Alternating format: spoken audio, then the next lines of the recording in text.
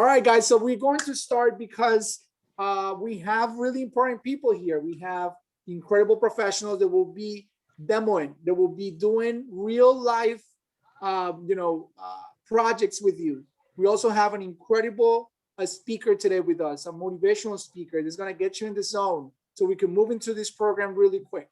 But before we do that, I just wanted to make sure that we were able to share with you an incredible opportunity that we have at the foundation. A couple of years ago, our foundation board of directors and our mentors for the organization decided that we wanted to really have an impact in our communities of color, and in our communities here in South Florida and beyond. And so we created our first ever fellowship. And as part of this fellowship, we want to make sure that we are really connecting the dots, connecting you, the youth, with opportunities to learn about different skills. So for the first time in our history as a foundation, we launching our fellowship, and we are doing a partnership with Facebook, in which you will be able to get a professional digital marketing certification that is $100 value during this fellowship to get trained to become a digital marketing expert through every single digital tool that they use, meaning Instagram, Facebook, WhatsApp. You will become an expert. But also during the summer, you will be placed on an internship. Disregarding on the place where you are doing your studies right now, you will be placed into an internship. And also in the second semester, meaning the first semester of the school year 2021-2022, you will be with us all the way until December, and you will be exposed to a different array of sessions and individuals and CEOs and leaders around every single industry in the country. But for now, I just wanted to show you our foundation fellowship video, and then I will share the link where you can register to become part of the fellowship.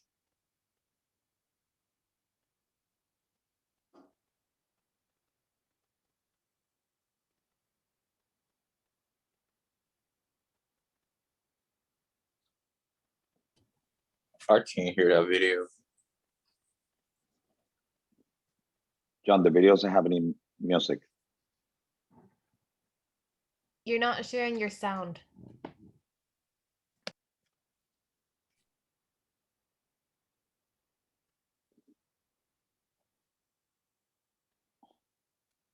I guess we'll be readers.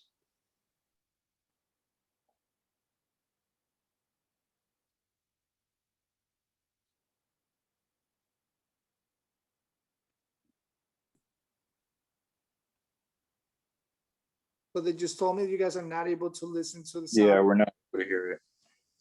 We do apologize. That's what happens when you have a live event. All right. Here you go.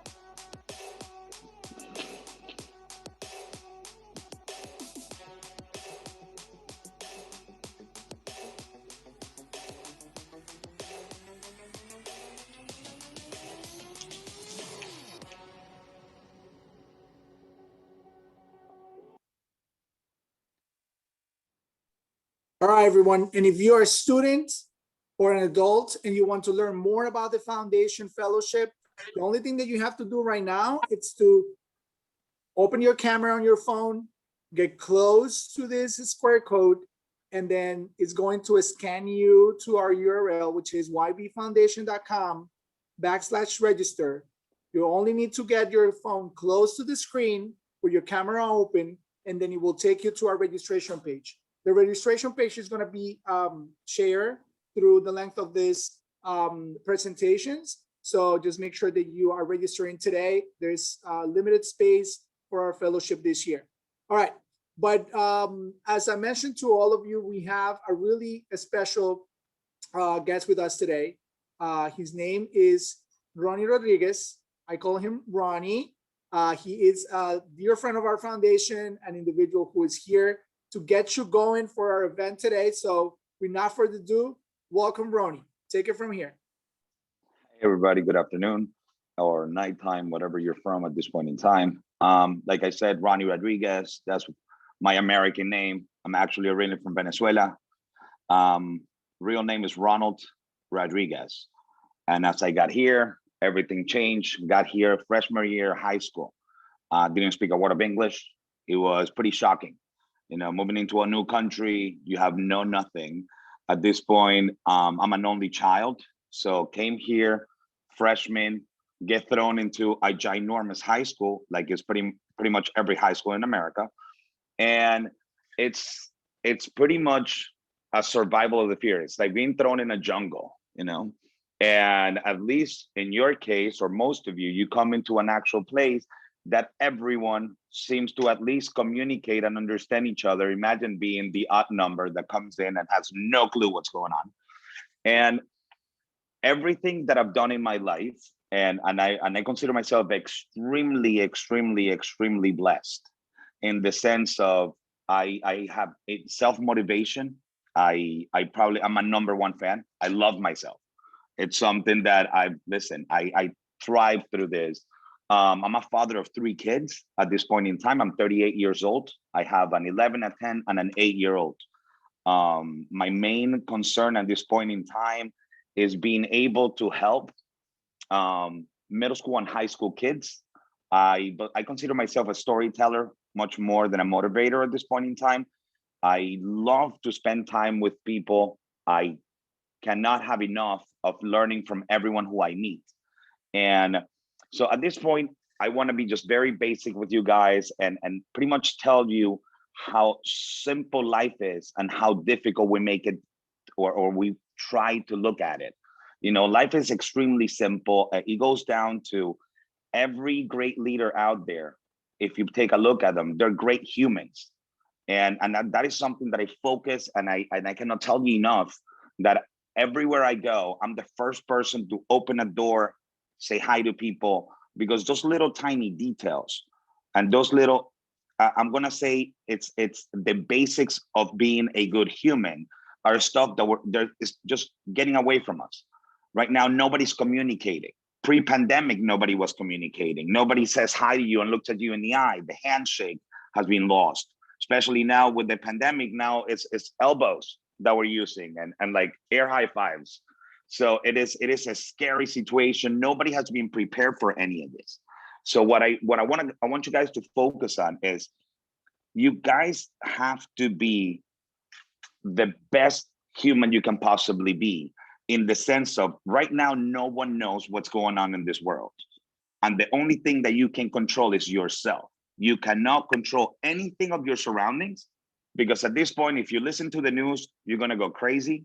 If you listen to the pandemic, forget it, you'll never leave your house.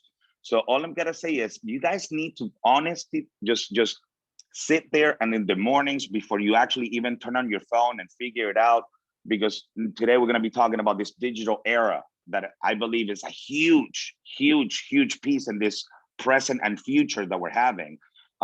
It's digital everything. Before this, possibly we had in our head that the digital world was gonna come, maybe a shopping cart, maybe this, possibly a chat, but now this is it. From influencers to social media to digital marketing, it's all digital. So there's no longer a communication. So you have to be great at this, because it's now more and more depending on an automatic or in some sort of a digital piece than you as a human yourself. So you have to be unique. You have to be you. You have to find a purpose. That's what we're in life for. You got to find something that motivates you to wake up every morning and do greatness. because that's what life is. Life is waking up with a smile from ear to ear and making sure that your day doesn't end bad and doesn't start bad. And it's up to you to make that happen. So you have to ask yourself, you have to look at yourself in the mirror before grabbing the phone in the morning and seeing who liked your picture or who posted a comment or who posted what. Make sure, line yourself first. Look at you in the mirror. Make sure you're gonna, listen, today I'm gonna kick butt and I'm gonna take names and my day is gonna be wonderful. And the second you start telling yourself that, it's going to happen. Like, you have to admire yourself because no one else does. And when somebody else does, it feels great, but it's something that you already told yourself. So my biggest thing right now is, first of all, everybody in mainly in the United States, let's focus it right now because that's who we're focused on. I think it's only like one person in London right now, for what I understand. It's right now, everybody's going with this standardized education. So you go to a high school and it's all standard stuff. And it's the same thing you've seen before. So what I've recollected in my past is there is no way that you can have an extraordinary life if you have a standard education. You have to self-educate yourself and use all these digital platforms, whether it's for advertising or even YouTube. Go in, man. There is information for everyone about everything. So as long as you focus on positive and learning, the sky's the limit. You could be spending the exact same time that you do looking at funny jokes or music videos. There is so much education out there, and you guys are right now in the prime of just, you're in the tip of the wave. You're in high school, doesn't matter whether you're a freshman or a senior or you're about to get into high school. To me, high school was the greatest moment of my life because that's when you pretty much decide who you really are. You start finding yourself, you try outfits, you do different hairstyles, you start hanging out with people. And obviously who you hang out with ends up being who you are. That will always affect your future. The thing is, in high school, who you surround yourself with, you're gonna end up actually, it's gonna influence your future, but not the whole way. Every time there is something going on, make sure you shift, but know and keep it in your head that whomever it is that you're hanging with is going to be your future in the next 2 to 3 years. So there is always time. And again, I'm just saying your best friend is going to stick with you and perhaps it's going to end up doing something different. But make sure that you surround yourself with people that are aligned with what it is that you want to accomplish. In this case, John, the guy who invited me to this presentation, is just a phenomenal human. Met him about 1.5 years ago. I'm very thankful for this opportunity.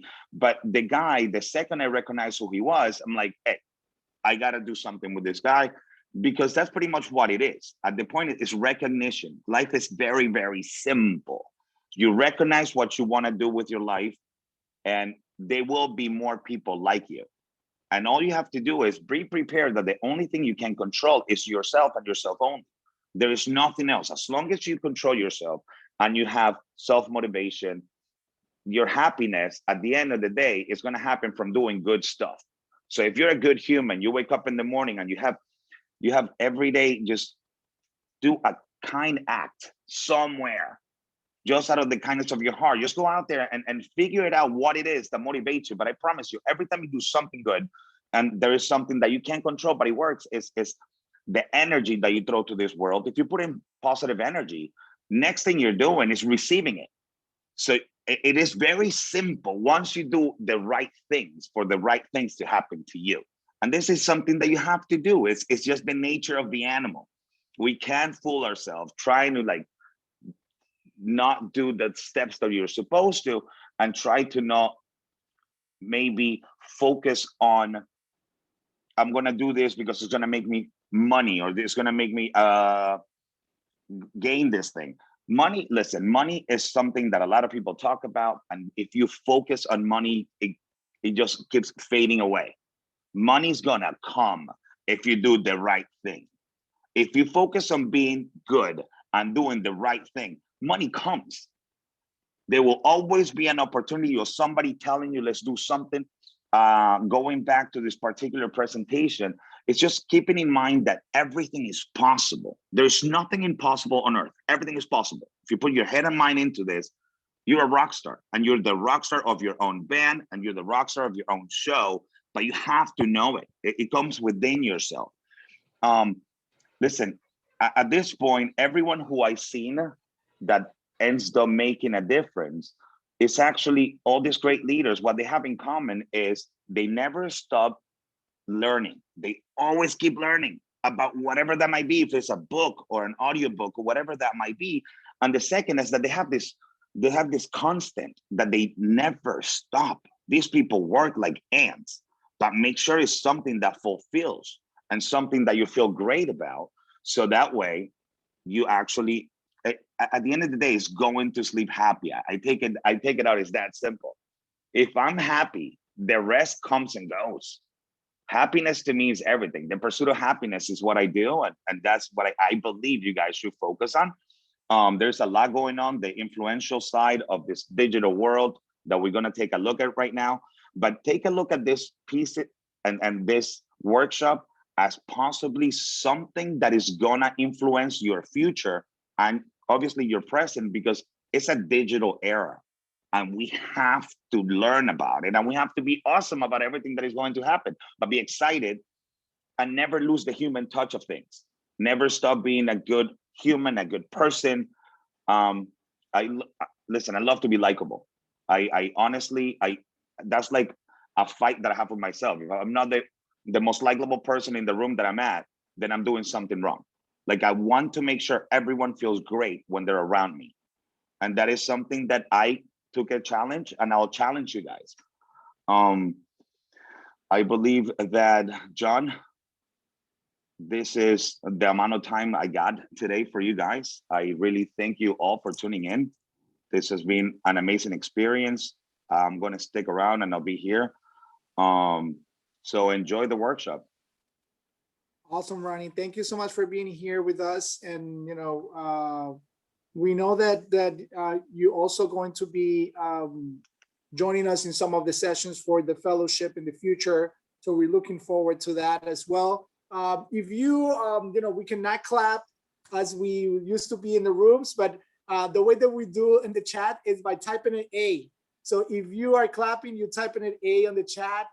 And that's how we clap to Ronnie today. I want all A's, all A's. All A's, all A's. You're getting an A today. You're getting an A today. Yay. Awesome. It's my awesome. first day, everybody. It's my first day. I did it. Your first A. A plus. Yes. A plus. No, I'm joking. Hey, Ronnie, joking. Thank you so much. Thank you so much, you guys. We are going to move into this part of the program where we're going to be talking and looking into the careers of the future on digital marketing. And many of you are interested into this. Many of you just exploring for the first time. Many of you don't even know what is digital marketing. But I could tell you it's a more than $1 billion industry, a billion with a B, right? And you guys are experiencing digital marketing every day. When you turn on your phone, when you are posting on your social media, when you are going to the store and paying, you put your information on that paying pad with your credit card. If you are into, Tesla or other cars that now are smart, when you put your headset for Oculus, if you have Oculus at home, or if you are using virtual reality for anything at home, or if you have seen videos around artificial intelligence and augmented reality, what I could tell you is this is just the beginning. And unfortunately, the pandemic has left us a lot of really bad things. But one of the best things that you have left us out of all this mess is that now we are more aware of being connected through technology. Right now, we have more than 60 individuals connected from more than 7 states in the country, right? And we're all getting information from even a person who's in London right now, in Europe, which is going to be presenting today as well. So technology is powerful. We just have to utilize it in the right way. And that is what we're inviting you to do. Now, what I'm going to do while we get the introduction of our first company presenting today, I want all of you to write on the chat, what is your digital technology? What is the technology that you're using right now? It's social media, put Instagram. If it's, you have a smart Roomba, which actually goes through your house and cleans. If you have that, put it on the chat. What is the technology that you're using right now? What is the program, the app, whatever that you use, Netflix, I don't know, whatever it is, iPhone, look, TikTok, iPhone 7. I use Facebook, Instagram, TikTok, again, a lot of TikTok and Instagram, Twitter. All those things that you use, put them there. Surface Pro, I love it, YouTube. And while you guys are doing that, let me introduce you to an incredible person, a person who is part of our advisory board. She is just a trailblazer and has been working with us to bring so much knowledge to our community, right? And so much knowledge to our youth. And today she's presenting with her team a project around digital marketing. And she is actually part of this, how you call that, of this brain in our foundation that says, you know what, we need to bring this to the people, John, let's make it happen. And she makes it happen, which is the most beautiful thing. So she's here with us with her colleague, Maggie Caputo. That's Ashley Smith. Ashley, welcome. And you two girls, take it from here. Awesome. Thank you so much, John, for the introduction. We are so happy to be here. As John said, my name is Ashley. I am the director of marketing at a company called Scoir. We are a tech startup located right outside of Philadelphia, but we are a college admissions network that connects students, families, high school counselors, and colleges together in one place for a better admissions process. And the important thing to keep in mind too about that is that we live and breathe by our mission, which you'll see today through the presentation of one of the projects that we're working on and we're really excited about. But our goal is to help expand college access and improve those outcomes. So what we are going to be doing today is giving you an overview of our podcast that we recently started at the end of last year. And before I jump into that, I want to just let Maggie introduce herself too. But if there are any podcasts that you do like or follow or are really interested in, type it in the chat. We'd love to see it.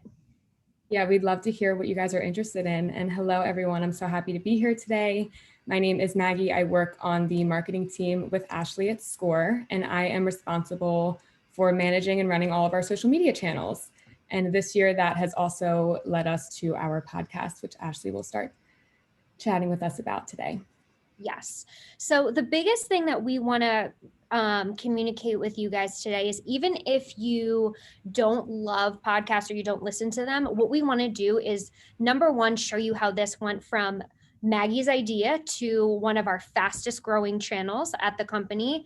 And also we're going to show you a lot of the tools and resources that we use, because even if it's not necessarily used for a podcast specifically, it can be used for things in the digital marketing space. And I would say, I don't think that there is a single channel that we are going to be reviewing with you today that doesn't at minimum have a free version. So you'll be able to take advantage of these things and use them for projects that you may be interested in or working on. So at the end too, when we take questions, feel free to let us know if you have anything specific about these certain tools. So to start off, what I wanted to just kind of point out is that our team, and one of the great things about working at the company that we're at is we have the ability to move really quick and try new things at a fast pace. So when we were initially talking about our content strategy for the company, one of the things that we want to do is give students insight into what colleges are thinking about, tips for success, how to apply, or things to look out for,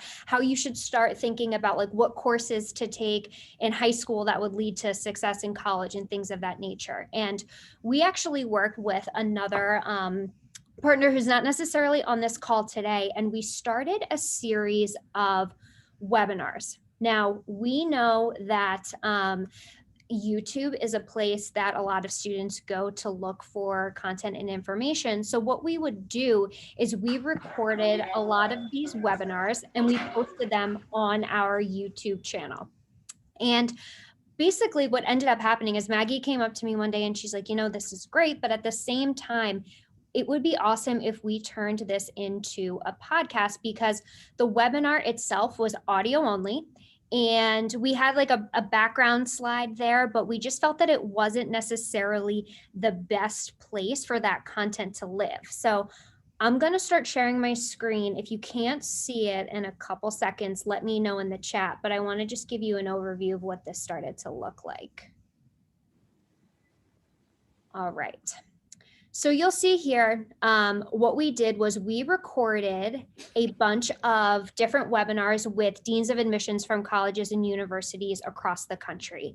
And like I said, you know, we were getting good views on them and things of that nature, but it's really hard to keep this open on your phone when you're either in the car or doing whatever. So Maggie basically came to me and said, there's a better way for us to do this. And she basically pitched me an idea on the podcast that we, you know, decided to dive into. So what we're going to show you is more detail about how we took that idea and that concept, brought it to reality, and we used a ton of free tools to get this up and running. And it's something that we think would be of interest for you, again, for any digital project that you have. So I'm going to stop sharing my screen now and turn it over to Maggie so that she can talk a little bit more about where her idea came from and some tools and capabilities that kicked off this process for us. Sure. So hi, everyone, again. We are so excited to talk to you about this project today. And to just kind of reiterate what Ashley spoke to, the idea for this podcast really just came from the fact that we were recording great content, about 45 minutes of content, and only placing it on YouTube with nothing really visual to watch there. So we wanted a better user experience, and we thought that podcast was the best way to do that. So something important to note here is that no one on the team prior to October, November of 2020 had any experience with creating a podcast before. So we really started this from the ground up and used the resources that we had in front of us. So the first challenge here and the first bit of research that had to be done was figuring out a hosting platform. Once we create an episode, where do we put it so that it's on Apple Podcasts, Spotify, and available to everybody to listen to? So after just some simple basic research, we stumbled across Buzzsprout, which I will show you what that looks like. Now, Buzzsprout is a hosting platform that allows you to upload your podcast, and it ships it out to Apple Podcasts, Spotify, et cetera. One of the most attractive things to us about this platform was its pricing. So as you can see on the screen here, they have lots of different pricing options, something for everybody, and it's dependent on how much you plan to upload each month. So there's really an option for everyone, which is great, and it fit our budget. Aside from the pricing being so affordable and great, it had amazing capabilities. So one of those capabilities that we were looking for was to be available on all of the directories or platforms that somebody would typically go to listen to their podcast, which Buzzsprout had. Lastly, the most important thing to us here was the resources that it gave us. So from blog articles that they have on their website to YouTube tutorials on how to start a podcast to just their even quick support team and response time, they had great resources for us to really start a podcast with no prior knowledge in this area. So it's kind of like podcasting for dummies and the perfect thing for us to begin launching this podcast. And after that, we really needed to review this decision and the cost, which Ashley will talk about a little bit. Yes, that was one of the things too. We were just getting our feet wet with this and knowing that it was something that we weren't sure how it was going to work out. Like Maggie said, the free version of this was extremely appealing to us. And we knew that it was something that we could jump into. Even the lower tier plans weren't too cost prohibitive for us, but knowing that they had a free plan went a really, really long way for us. So that's why we decided to just move forward and keep working through this. But at the same time, while Maggie was looking into the different plans, what we needed to figure out is all of the other types of assets that we would need to support this project. And the biggest thing that we needed to really figure out was, number one, we needed a name for it. And number two, we needed some branding to go with it. So some context for you. The webinar series that I showed you in the beginning that was hosted on YouTube was called Inside College Admissions because we were talking to deans of admissions from across the country. that was the name of that series. But when we really started to brainstorm and evaluate the different things that we could call it, that name really stuck. And what we wanted to do was take the concept of talking to deans and really expanded to talking to high school counselors, talking to different people within the college's organization. We would love to, partner with a lot of other people that are part of our network. So we basically took that naming definition and just broadened it to be all things college. So Inside College Admissions was the name that we decided on for the podcast itself. So after that was settled, part 2 was the branding that went behind it. And Lauren is our graphic designer. She's not on the call today, but what I want to do is show you how she basically drew some inspiration and brought this to life. So again, I'm going to share my screen with you. Okay.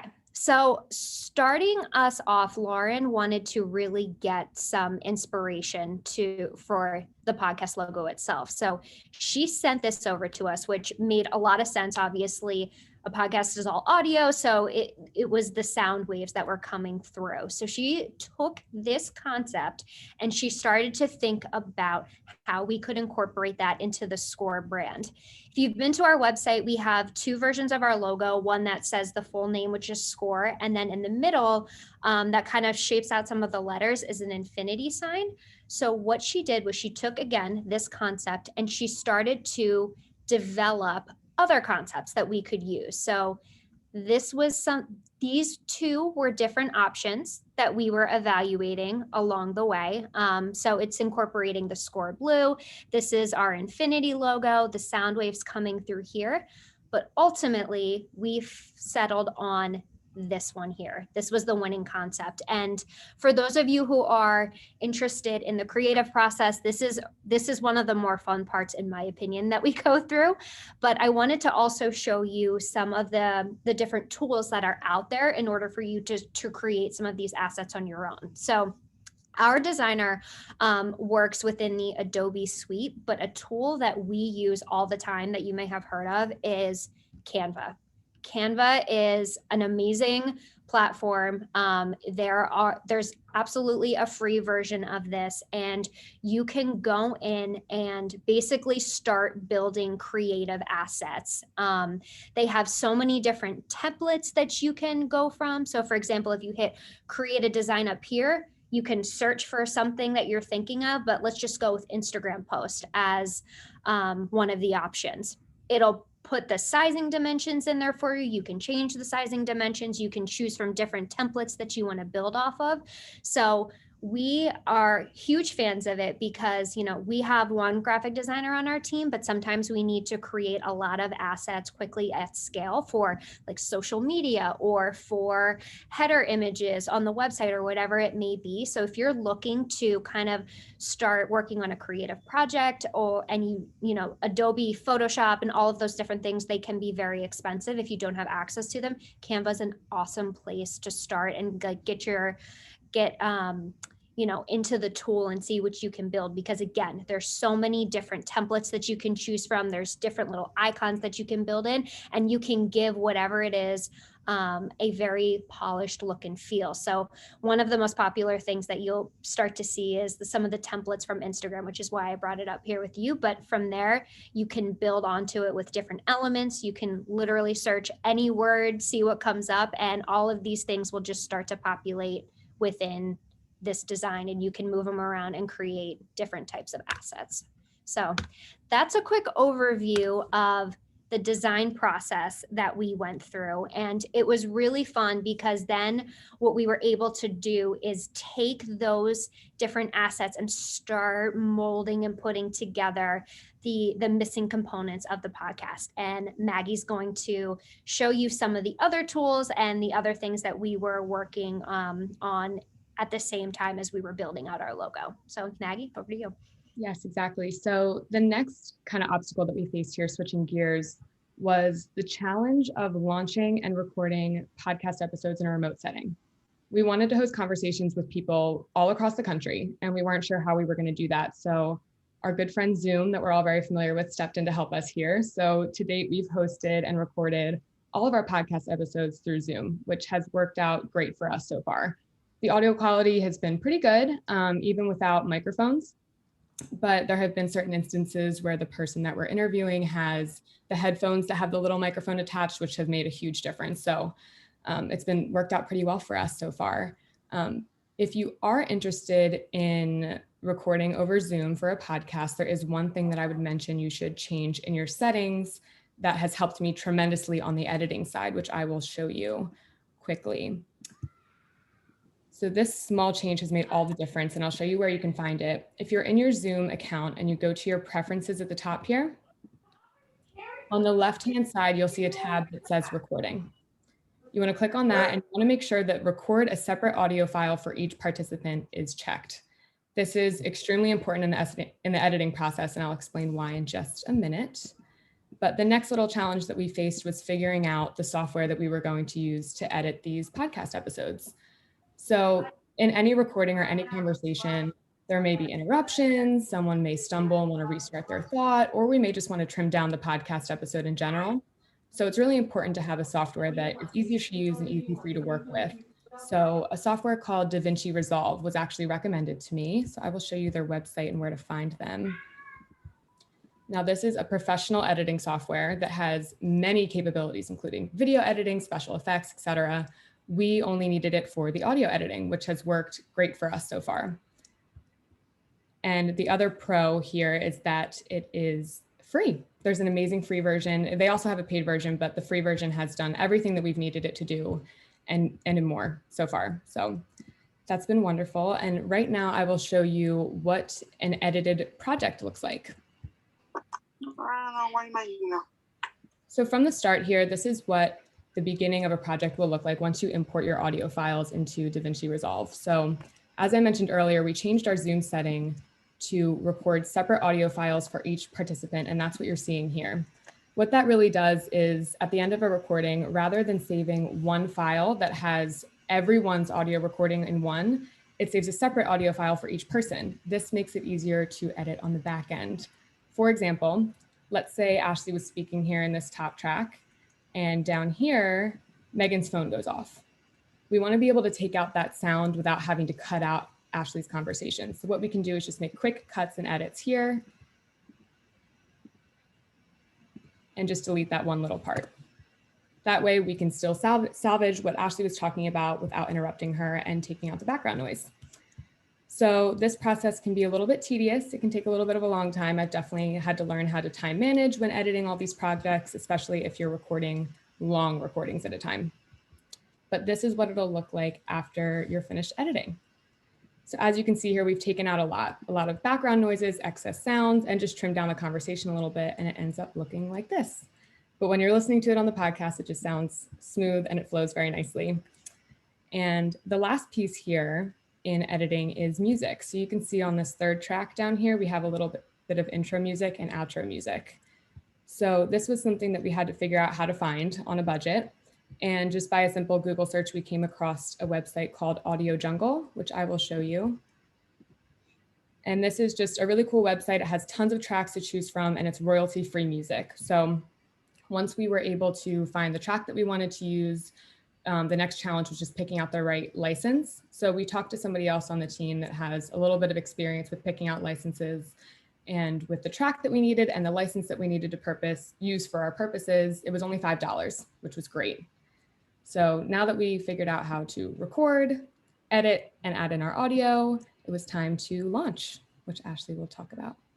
Yes, and we had, like Maggie said, she showed all of the different tools that we use to get everything set up. We had the logo, we had the imagery, description, text, copy, but one of the things that we were actually missing was an introductory episode.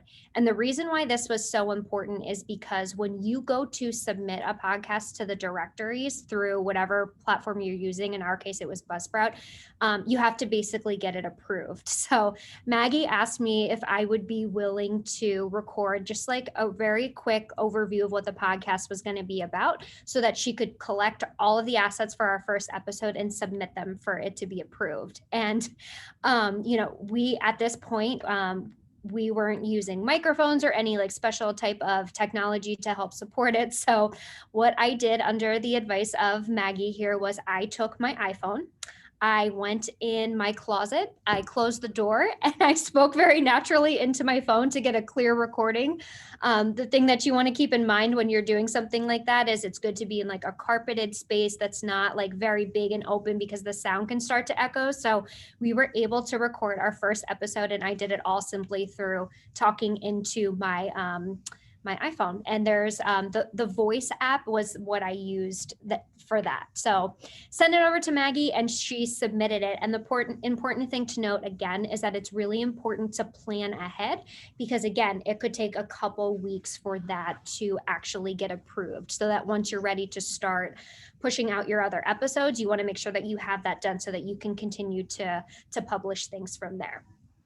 So all that being said, we got everything out there, and we were on our way. And the other thing that we wanted to just briefly show you is that in order to properly promote this, we knew we needed to push out certain assets across our channel. So our website, we pushed it out through social media, we pushed it out in our newsletter, and we use a tool called HubSpot to manage all of our communications so that we could actually keep track of all of the different assets and see how they were performing and capturing their audience. So I'll just show you a quick little snapshot of what that looks like, because in the digital marketing world too, it's really important to be able to track all of your various different performance metrics. And I'm sure Krista will talk about that in their presentation as well.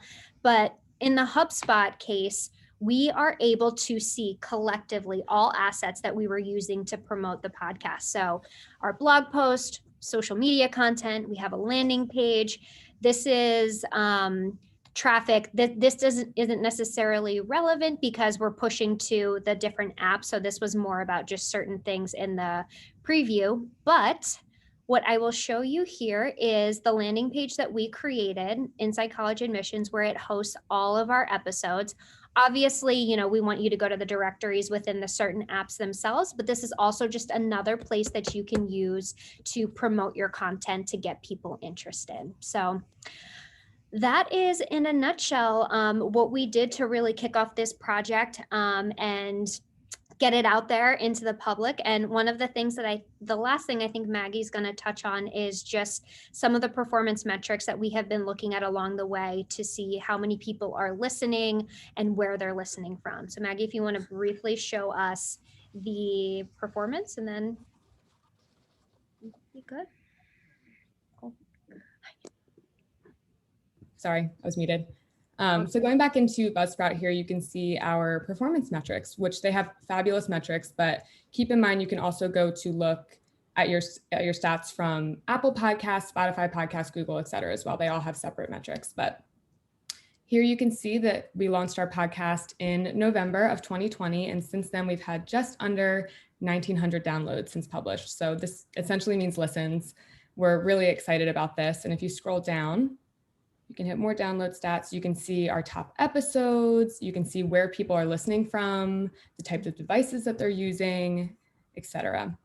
And down here, there's links to Apple Podcasts, Spotify, Google, et cetera, to look at other stats as well. Awesome. So yeah, we're really proud of this project. It was a huge team effort. We started from the ground up with absolutely no prior experience. So it just goes to show you that you can use the resources in front of you at a low cost. And don't be afraid to dive into something that you've never done before. There's plenty of resources out there to help you learn. Absolutely.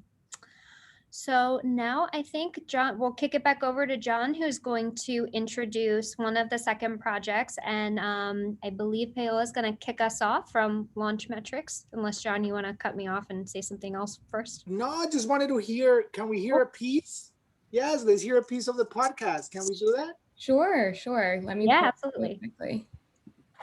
And while we get, I'm sorry, I put you on the spot, but while we get the audio, we're gonna clap with an A+ for Ashley and Maggie. So if you like the presentation, just go in the chat and put an A+, A. If you guys liked it a lot, just put a capital A. That is a big one. Yes, here we go. Danica put a capital A. Beautiful. Everyone is putting a capital. So let me know if you guys are ready. When you guys are ready, we go. I think we're good to go. Just let me know if you can hear it. Good. Admissions, a podcast presented by Scoir. The goal of this podcast is to demystify the college admissions process for everyone involved, including students, parents, counselors, and admissions teams. So this is just our first introductory episode, which is only a minute and about 30 seconds. But again, this was the one that Ashley recorded in her closet and we pieced it together and it sounded very professional. So Tried our best. Awesome. tried our best and it worked out well. Amazing. And I love one thing from this presentation that you guys said, and I'm hopefully right about this when we go into the second presentation, which is, guys, everything is on digital. Like if you go on Google and said podcast, host platform, there's Anchor, there is a bunch of other ones that a lot of people use. And as Maggie mentioned, you could go to, so many outlets where people could listen to your podcast, but only having one platform that will distribute your podcast everywhere. So congratulations for that, because more than 1,800 listeners or downloads, it's a lot. It's a lot, believe me. Short period of time too. In a short period of time. Yes. So congratulations and thank you for showing this project. Now we're going to move into the next project. So I'm going to bring Paola Vargas, which is going to introduce Launchmetrics and the team that is going to present today around an interesting project, which a lot of people is into it nowadays. Paola? Hi, everyone. My name is Paola Vargas, as John mentioned. I am a customer success manager for a company called Launchmetrics. Launchmetrics, really briefly, is a data and software analytics company that provides technology for fashion and luxury business clients. We work with brands that you know and you love probably, like H&M, Drunk Elephant, Louis Vuitton, Gucci. So really briefly, before I introduce you to my amazing colleagues, if you can just put in the box your favorite brand, that would be super helpful. And then I have brought along, like I mentioned, my two talented colleagues, Julia Cohen, who's our content and specialist social media strategist, and Krista Johnson, who's our data services manager. And they're going to show you a project in which they worked separately, but together in an output within our, and presented it to our clients.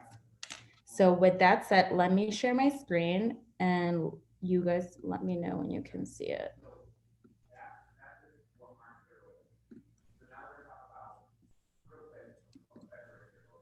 Can you see it? Yeah. You're good? Okay, perfect. Julia, if you want to start. Well, before we start, I'm sorry to interrupt. This PowerPoint is amazing. Make sure that you guys are looking into it. This design is all super cool. But before I forget, Genesis, Tara, Kush, Mackenzie, and Kellen are our winners of the $10 Amazon cards that we raffle at the beginning of our event. So congratulations. We will be sending you an electronic version of the $10 Amazon card. And with that, I let you guys do the presentation. Sorry. Hi, congrats everyone. So my name is Julia. I'm based in the London office. So I'm the one that is coming to you from the UK. As Paula said, I work on the social media and content team at Launchmetrics. And today we're going to be talking to you about a project. But before that, I wanted to give you a bit of background about social media and content, what it's like to work in this space. Then I'll talk to you a little bit about the project that myself and Krista worked on together. And then I'll round up with a little bit of information about why you might want to pursue a career in social media and content. Okay, next slide. Okay, so what is content in social? So a lot of people, when they think about content in social, it's a lot of the creative side, and that's a huge part of it. So a lot of what we do at Launchmetrics, especially on my team, is coming up with creative ideas, coming up with interesting concepts that are going to get people thinking. And because there's so many people on social media, as you guys probably already know, it's really hard to stand out. So you need to come up with the kind of ideas that your industry is going to respond to, but also more importantly, what we advise our clients on is what your target audience is going to respond to. So you kind of need to think about who you're speaking to, as well as coming up with those creative ideas. Then there's also that 50-50 balance. So it's not just the creativity, it's also strategy. So looking back at what you've done on your content and social media channels, seeing whether it's worked, whether it hasn't, using tools like HubSpot, Sprout Social, etc., to really analyze what sort of posts work and whether you should keep doing those, or maybe you should alter posts that aren't working as well. Then being aware of industry trends. So for us, we have to be hyper aware of what's going on in our industry. So for example, we track a lot of campaigns using our data that are in fashion, luxury, and beauty. So we have to really know what's going on in those spaces so we can pick out those moments that might be interesting to track and analyze. And then finally, it's flexibility and experimentation. So we have to be really flexible when it comes to our work. Sometimes we have to respond really quickly if there's a moment going on social that we need to react to and create an asset for. And sometimes we just need to try out new things because platforms like Instagram are always rolling out new features. For example, Reels, which was a bit of a recent thing to rival with TikTok. So we kind of have to be utilizing and looking into all these different channels and features. So the project that myself and Krista worked on together was an analysis of it's a data brief, and it's an analysis of Emilia Clarke and Clinique's partnership. So my first question is whether anyone knows who Emilia Clarke is or what show she's from. Maybe. You can write in the chat if you do. If not, it's okay. I'll give people, yes, Game of Thrones. So yes, she is from Game of Thrones, and she was recently announced as Clinique's brand ambassador. And this was really special for them because they hadn't actually had a brand ambassador before. They'd had people representing their brand in the past, but it wasn't on this kind of level where she was announced as like the face of Clinique. So it was quite a big thing, and we picked this out as one of the moments we wanted to track. Now, we kind of had different types of reasons why we wanted to pick this out. One of them was that we try and appeal to a lot of beauty brands within the space and people who are interested in the beauty industry. So when we came to creating and coming up with the idea for this content, we looked at our goals as a company. So why are we creating this piece of content? So this is to reach people within the beauty industry. It's to reach people who are interested in Emilia Clarke and to generate more awareness around our brand. Then also we looked at storytelling. So we knew that we wanted to utilize data within this report. And so we needed to see how we would be able to use that data to tell an engaging story. So what can we actually use within what Krista gives us to make it interesting so that people in the press and other people in the beauty industry want to pick it up, want to talk about it, and want to just download it and look a little bit more into it. Then also it's the strategy. So how can we reach our target audience with this? And this is more about how we distribute it, whether it's through social media channels or we're sharing it with our partners, or if we partner with influencers on a campaign to get it distributed to a wider audience. We kind of have to think about how we're going to get that piece of content that we put so much effort into out there into the world, because every single member of the digital marketing team and the data team are going to have a part to play in it. So you want to make sure as many people can see it as possible. Then finally, distribution. So how do we attract attention and get those downloads? That's working with the rest of our team to understand what we can do to share it with our clients. So our customer success team might want to share it with our existing clients, or our sales team can use the data brief as outreach to brands like Clinique or even Clinique themselves to try and like win them over as a potential client. So there's a lot of different ways that we can use the content and distribute it throughout the world. So these are just a couple examples of how we utilize the data to create the smaller data brief. So we picked out specific moments or specific data points that we thought were super interesting. One of them was about Emilia Clarke and how much MIV she generated for the brand. So without going into too much detail, because it can get a little bit complex, it's basically our algorithm, and it assigns a monetary amount to a marketing campaign, because it can be really hard to know how much impact a campaign has, because it might just be a social media post, and how do you know how much that's worth? So we try and answer that with our data. So what we did is we picked out specific points from what Krista gave us, and we decided to spotlight the ones that we found the most interesting so we could present that to our audience. We also had to think about what they would find interesting too. So what are people going to want to hear about? Like what kind of would make them tick? So we picked those out, and then we worked with our design team to visually put together the slides. So usually it will be myself and another person working on the content and the social media. Then we'll send it to our design team, who will put everything together and make it look pretty. So in terms of our distribution, we also, as I said before, we try and look at our campaigns in a completely 360-degree way.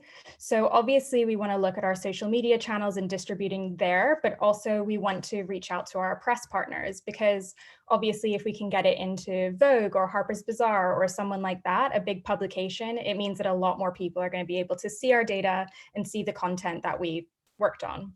So for social media, we usually work on these different sort of Instagram tiles. And again, we pick out the most viral sort of section of the data that we can find in order to get people to, or get their attention. So in terms of social media, obviously you want to go for things that are quite shareable or savable. And the one piece of data we found in the Amelia Clark and Clinique data brief that we thought was really interesting and would be interesting to people that they'd want to share it was that her name as a keyword alone was worth $1 million in media impact value. So that's pretty big that her name was able to generate that much for Clinique itself. And it really shows how much she was worth for Clinique and why their partnership paid off. So we use that as a sort of point on our social media channels to promote the report. And then when it came to press, we partnered up with a publication called WWD, or Women's Wear Daily. And what they did is they took our report, they went through it, and then they picked out the points that they found the most interesting and put together an exclusive article on that. So then they sent this out to all of their email database, and they have a huge, huge network of subscribers. So that meant that this report was able to be seen by thousands and thousands more people than it would have been if it was just on our social media channels. So we really try and think about who else can actually share the data brief, or who else can actually share the content, and how we can work with them to convince them to share it too. And that's a big part of it as well when it comes to both content and social. So why content and social? This is more about why you might want to pursue a career in content and social and whether it could be for you. So the first, as I said before, it's a 50-50 balance between creative campaigns and strategic planning and analysis. So it's kind of different every time you come to work. One time you might be building an asset on Canva. You could also be looking into the analytics behind how well your social media channels performed that month. You could be looking into your SEO strategy. You know, it's always different, but it's a really, really nice mix of being creative and coming up with fun ideas, but then also going back, looking at the numbers and understanding whether or not it actually worked. Then brand voice, so you're representing the face of the brand and what their audience sees on the outside. So maybe if you're working for a beauty brand, your tone of voice and the way that you create content is going to be totally different than if you're working for someone like Apple. Then also you need to be flexible and reactive. So no 2 days are the same. You have to be reactive to industry trends, news features. So if you like to stay up to date on things in an industry that you're really passionate about, it's a really fun job because that's going to be part of your job. So if you're already into something like gaming, you might already be keeping up with that. So you could have some ideas that would be good or could work on content and social just through something that you're passionate about. Then finally, transferable skills. So there's so many different skills that you learn on the job and you can use them elsewhere. So for example, if you learn on the job how to edit a video for IGTV, you might find out that you want to create your own IGTV videos and you already know the skills or you already have the skill set to be able to do that. Also, you might find that you really enjoy working with influencers, speaking with influencers when you're working in the social space, and you could then pursue a career in influencer marketing, whether it's being an influencer yourself or managing different influencers as their agent. So the possibilities are kind of endless, and there's lots and lots of transferable skills if you decide to pursue a career in content and social.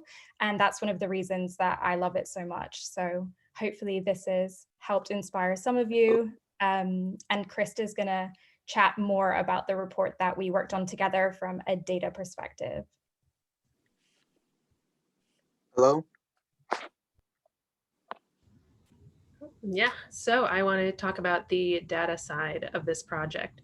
So as you saw, this really kind of pretty end result, this presentation that we were able to put together.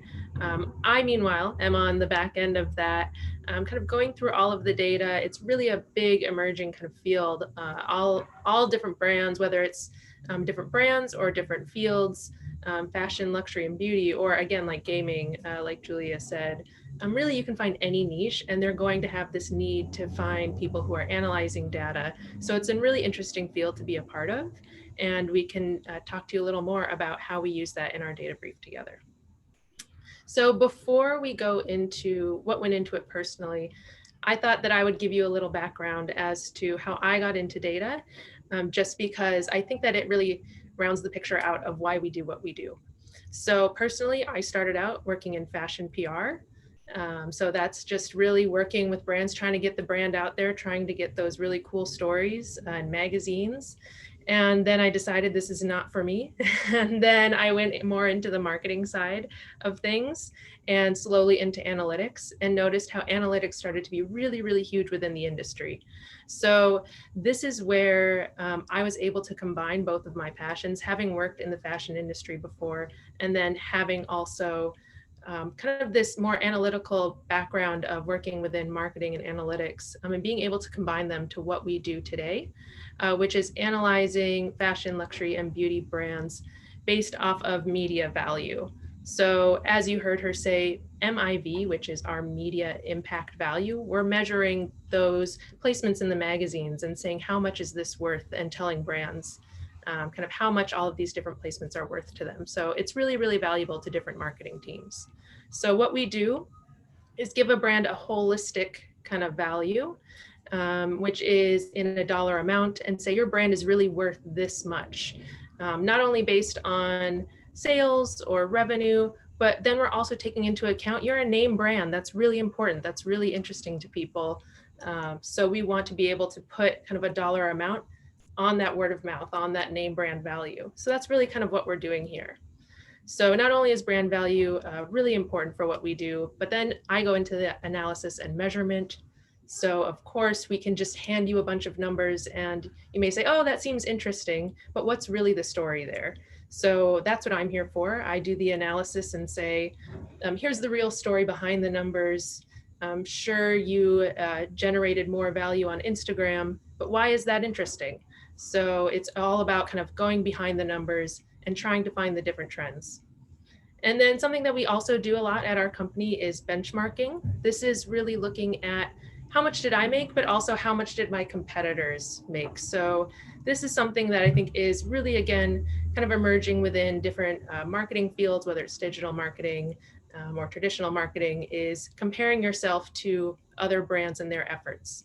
So in order to not only look inward and say, how is our strategy? You want to look outward and say, well, what are our competitors doing? What's working well for them?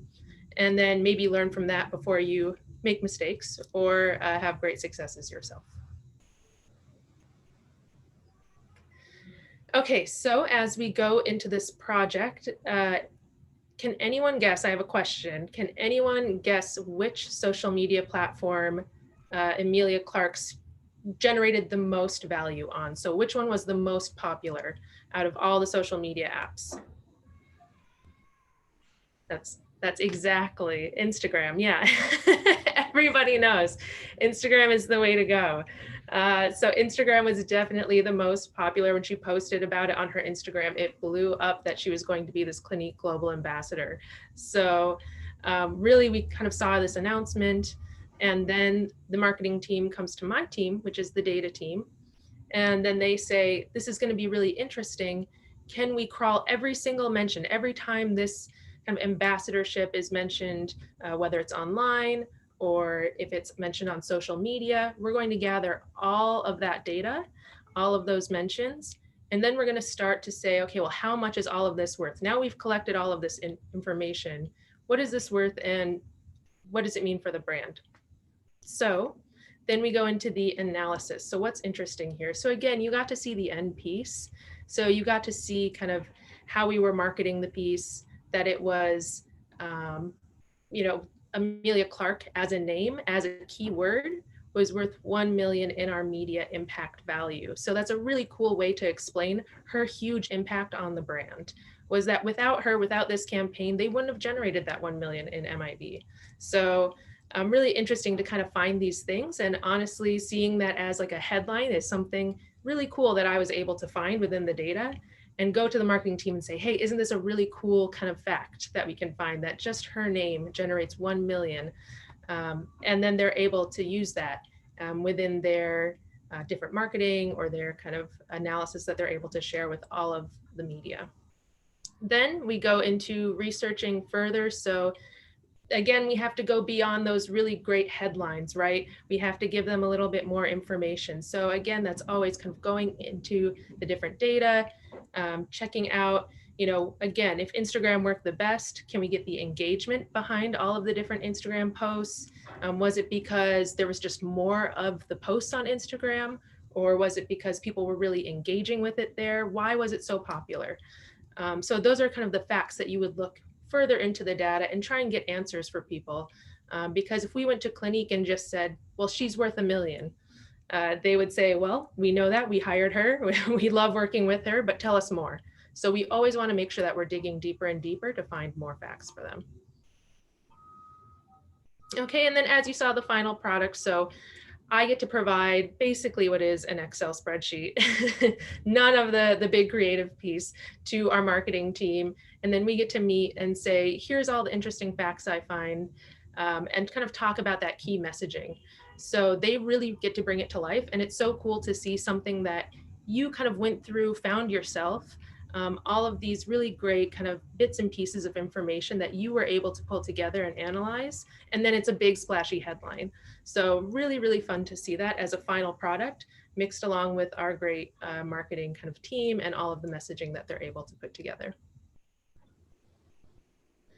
So again, just kind of going through data analysis, it's different from company to company, brand to brand. But it's a really exciting field that, again, I think is just beyond important for any kind of niche. If I could give one sort of piece of advice, it's think of a niche that you really like. You can work within data and analysis there. So I think that that's something really exciting. For example, my dream was to be in data within the fashion industry, and here I am. So it's not always something that comes to your mind right away. But I think that this is just really, again, something that you can take advantage of that's becoming such a popular kind of position and part of the industry. So some of the importance of data analysis are setting up the project for success. If you're someone who likes to, you know all the right questions to ask, you really want to kind of get into it with a brand or a specific project. Again, this is going to be something that's really kind of fun and interesting for you. Also, you're able to go through hundreds to maybe thousands of data points in order to find a story.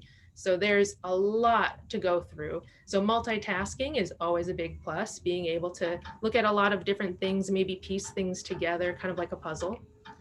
And then being able to present your findings clearly and expanding on why it's interesting or important. Again, can't say it enough that being able to explain data not only to your coworkers and kind of go really in depth, but to be able to explain the same points clearly and to a high level so that if you're talking to a team that's not familiar with data or analytics, that they can get why it's really interesting or why it's important.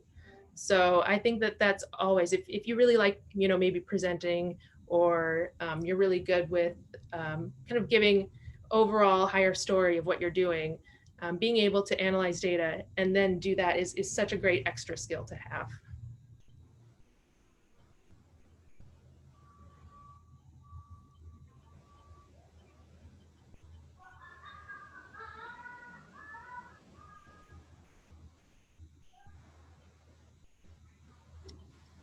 Awesome. Anything else from Launchmetrics, or does that conclude this part of it? That is what we have for our presentation, but we wanted to make sure to leave time for any questions or anything like that. Yeah, absolutely. Yeah, if anyone has questions, feel free to type them in the chat or, come on camera and turn your mic on. We'd be happy to answer any of them for you.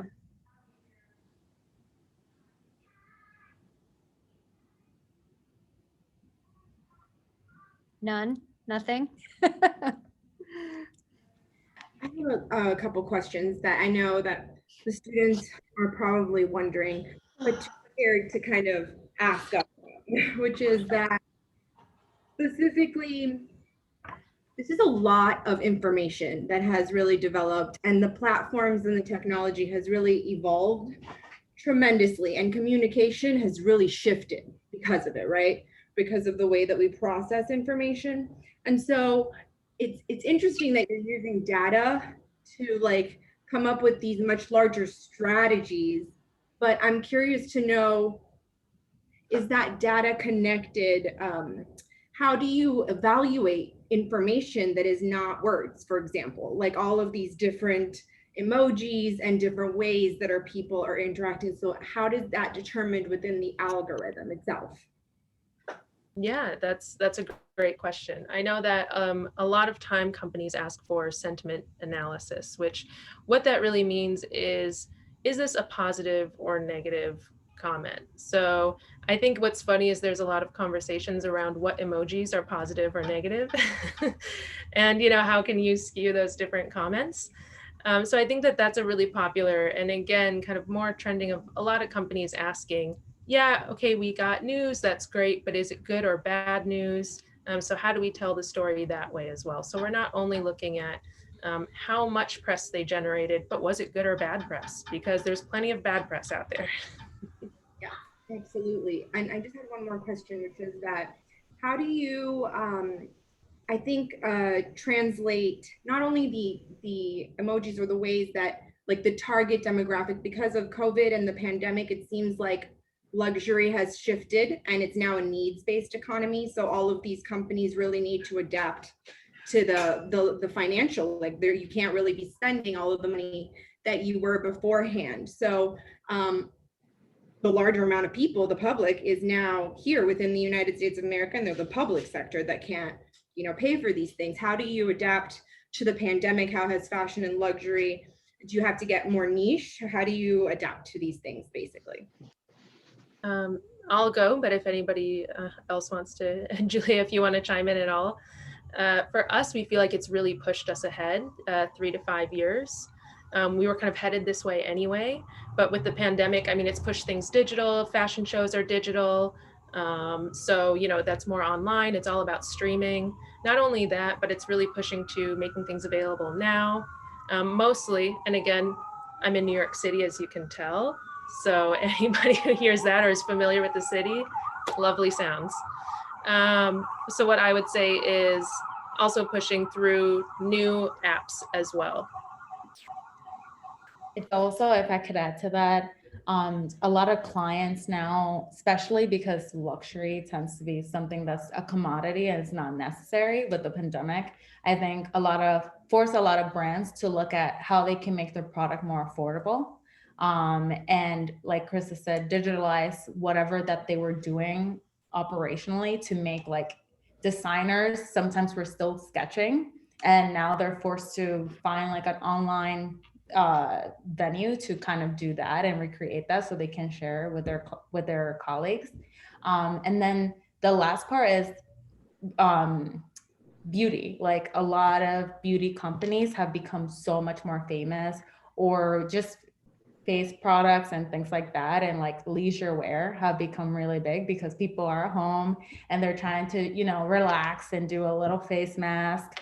And also fashion companies who used to make super nice clothes now make nice clothes to stay at home. So that's how they kind of innovated and moved on. Do you think sustainability or like that has affected beauty in its entirety? Like I feel like now I have a lot more access to like sustainable products that are healthier for me. Is that, have you felt that, or is it coming? Yeah, 100% for. Oh, sorry, whoever wanted to. I was going to say, like, for a lot of the brands that we analyzed as well when we were looking at how fashion, luxury, and beauty brands responded to the pandemic, I think a lot of it was focusing more on values, supporting the community, supporting the people that they already had, and building brand loyalty and affinity rather than focusing on selling a product. So when they started to push that and look, no, I'm not done. building brand value, I think it became more about, And I okay, can't. people actually care about that.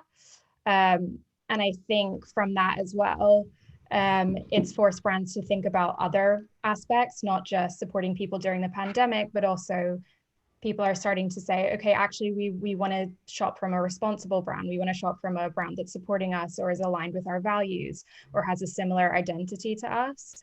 And I think that's probably also why a lot of brands are offering more sustainable options too, because they've realized that they need to be more humanized and able to sell to consumers today.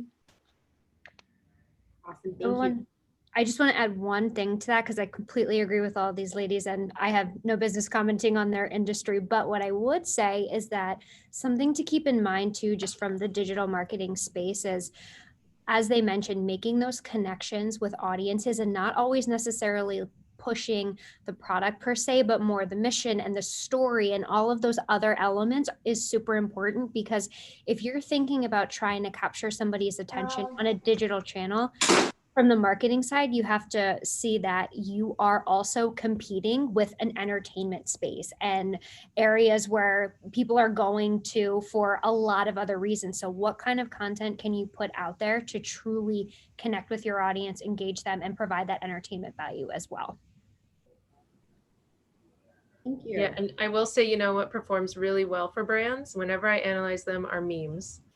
When you look at their own media, what's really funny is when they post on their Instagram, it's not the products, it's not the new product launches, it's the memes that perform really well for them, which is fun to see. How do you do that? I mean, there's a huge group of people that have no idea what memes are. For example, like, you know, the large older generations, and they're still using these platforms for like Facebook for international access, like our students are telling us, to reach out to these people. So how do you deal with, I laughed hysterically because I saw a little kid in a book on America's Funniest Home Videos going like this, trying to scroll into the book to make it bigger. And I was just curious, do those people no longer have access, or is there a way to kind of a meme? How do you analyze a meme? I'm curious. Well, the way that we analyze because they post them to Instagram, right? So we can look at how much people interact with them, how much people really respond to it, and audiences just really respond to that kind of thing. They find it so relatable versus people being sold to, right? From millennials to Gen Z, they don't love being sold to, they love being related to. So we see a lot more engagement for things like that. I don't know if you also have seen in the digital space, and I'm sure everyone has seen it. Now there's more like soft advertisement. I'm pretty sure that's not actually the logistics, but if you are on Instagram and you were just before browsing on Sarah or looking at literally any other website, you'll start to see wherever you are now, advertisements of whatever you were looking at later on. And that's like soft selling, that it just keeps putting it in front of you until you buy something. There's no way around that, is there? It's no. Cookie.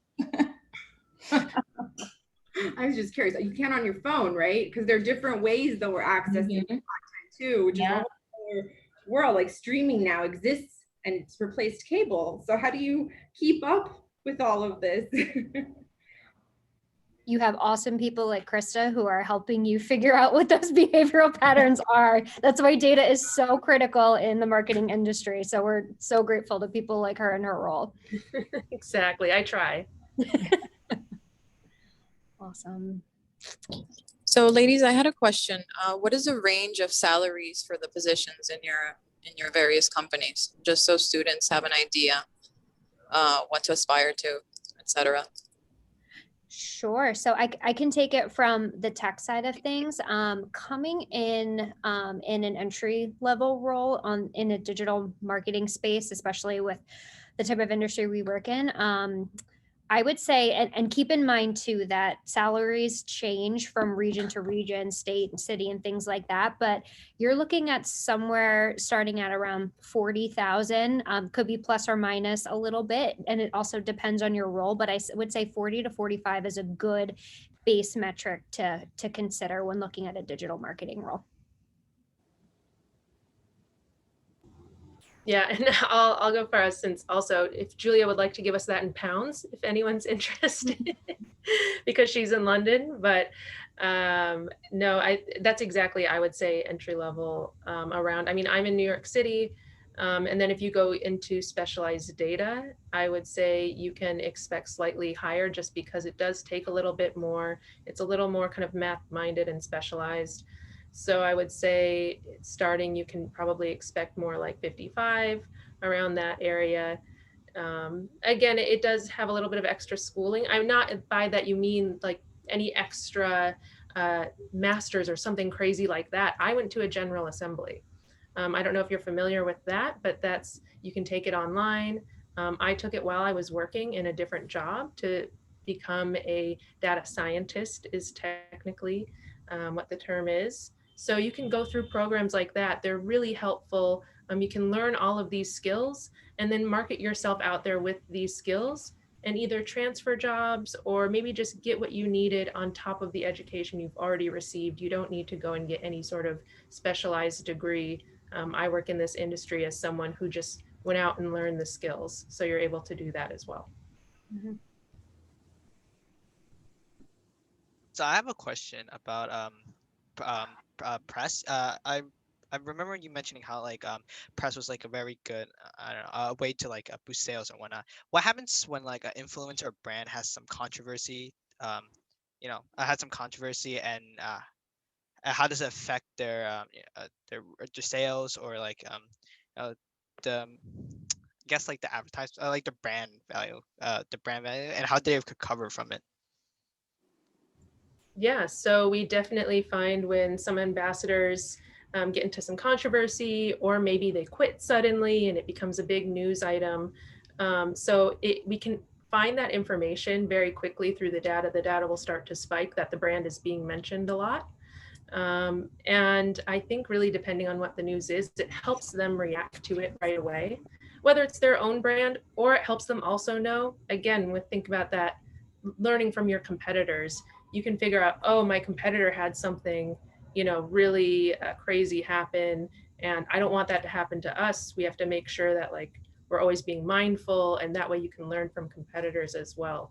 So with the data and able to pull those press mentions right away, it's just something that helps you kind of react to it quicker, rather than slowly seeing all of it kind of come in. And whether it affects their sales, that really depends. If they can react to it and fan the flames, or they're going to kind of ease it down. So it really depends on the brand from there, but we're able to tell them and help them find those points right away. I would also say too, based on that question, that type of scenario is going to be handled by somebody. Obviously, there's going to be a lot of people who are involved in the project, but the person who is going to be responsible for figuring out what exactly to do from a brand standpoint is typically going to be in some sort of public relations role. And I just wanted to point that out too, because Krista mentioned like different specialized areas within marketing, and public relations is one of them. So if you're looking at something entry level, you could go more general or broad and have like something like digital marketing holistically, or if you're interested in a certain area like social media, public relations, whatever it may be, those are the scenarios that require more specialized skills. So in that vein, it would be a PR effort.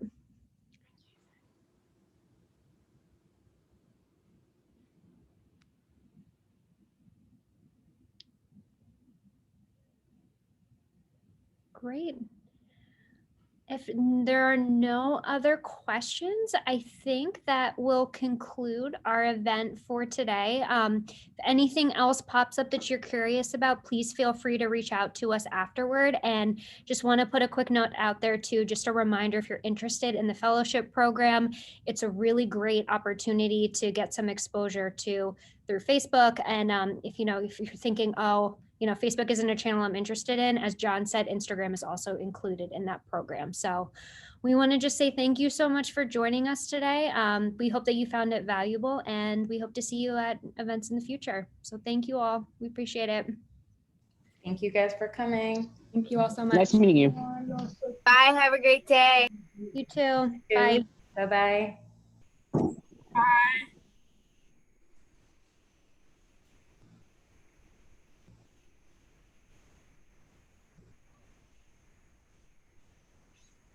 Hi, thank you so much. Thank you. Thank you.